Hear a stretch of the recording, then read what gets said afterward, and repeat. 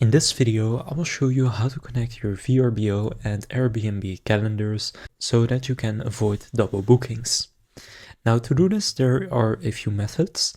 The first one is to open up Airbnb and go to your hosting section, then click on calendar, then go to the correct listing and click availability, scroll down a bit and click connect to another website. Then from there you will get your Airbnb calendar link. So you can either add this link to VRBO and I'll show you how to do that, or you can get your VRBO link and add that right here.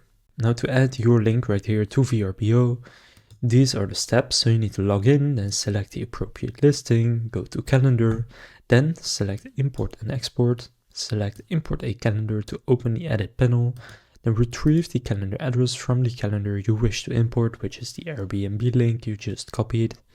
Then in the edit panel, paste in the calendar address in the URL field.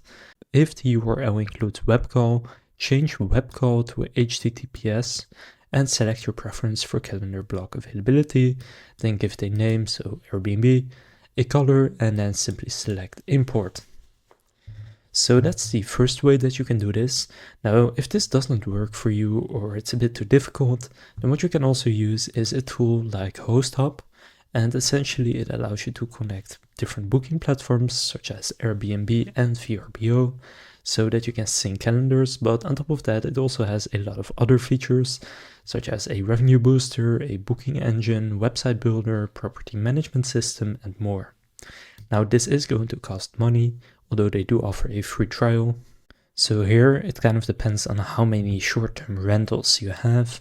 For example, if you have 10, it will cost about $15 per rental, billed annually, and monthly $19. Now if you have one, then it will be $39 per rental per month.